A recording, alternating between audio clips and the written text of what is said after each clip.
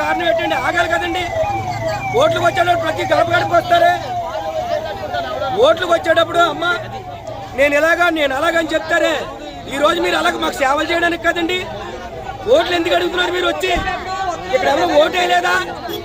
ఓట్లు వేసే కదా, మేము అందరూ ఓట్లు వేస్తే కదా సార్ మీరు గెలిచారు. అంటే అది వచ్చాక వైఎస్ఆర్ పార్టీ అని మీరు ఏమైనా మాకు నావాళ్ళు ఎడుతున్నారా? ఏమైనా ఆనవాళ్ళు తెస్తున్నామండి మేము వైఎస్ఆర్ పార్టీ అని? ఏంటి మేము ఎవరు ఓట్లు అయితే గెలవలేదు సార్?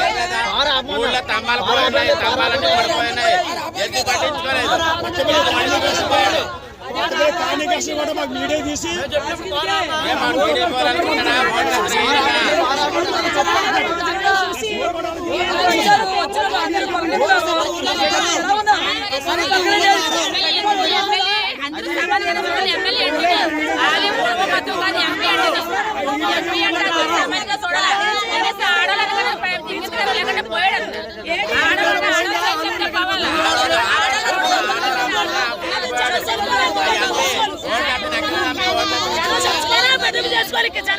జనాన్ని తీసుకుపోతారు.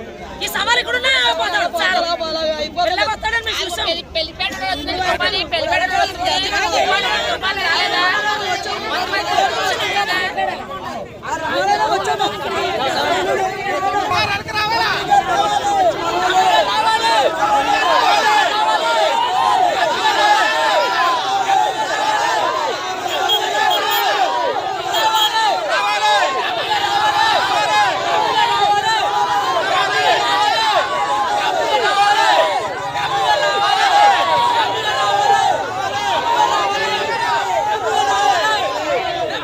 వచ్చిందండి. వచ్చి మా సమస్యలన్నీ కనుక్కో అడిగింది. మా ఇలాంటి సమస్యలన్నీ ఇంటికెళ్ళి చూపించాం. మమ్మల్ని అత్తుకుంది, మమ్మల్ని సెకండ్లు ఇచ్చింది, మమ్మల్ని అద్దుకుంది. తర్వాత ఏమేమి కావాలని అన్ని మీకు సరిపారం చేతానని చెప్పింది.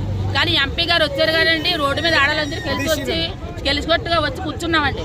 గెలుచుకొట్టుగా వచ్చినా సరే ఎంపీ గారు వచ్చారు చూడండి, ఆడలను కూడా పెట్టించుకోకుండా పోయాడండి. అంతే మరి మా ఆడలకు అందరికీ ఏదో క్షమాపణ చెప్పాలి, మరి తిరిగి రావాలా. ఒకలే ఎత్తనే గెలిచాడా ఓట్లు, పెళ్లిపేటలు ఎత్తనే గెలిచాడా? లేకపోతే మా అందరూ వేయలేదు ఓట్లు. ఎందుకంటే మా ఓళ్ళు కూడా ఎదిరించి నేను వాళ్ళతో తిరిగి వాళ్ళతో చేసి వాళ్ళతో పరిపాలన చేసి వాళ్ళ వెనక తిరిగాను నేను. కానీ మమ్మల్ని కూడా పెట్టించుకోకుండా పోయాడు.